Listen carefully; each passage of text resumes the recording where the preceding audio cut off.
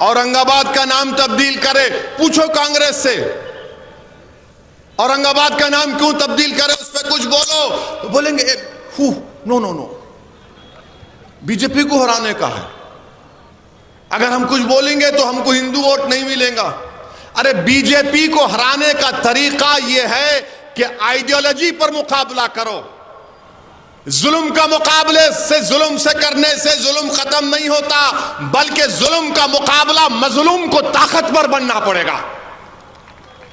अंधेरे का मुकाबला अंधेरे से नहीं होता, रोशनी फैलाने से होता है।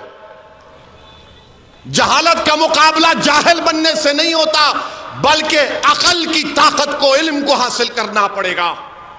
ये लोग डरा रहे हैं। बीजेपी तो भारत की राजनीति से मुसलमानों को गायब कर चुकी है। अब ये लोग, ये जो अपने आप को सेक्युलर कहते हैं, चाहते हैं कि मुसलमान को गायब कर दिया जाए और आपका काम सिर्फ एक गाय बकरी की तरह जाकर वोट डालते रहे।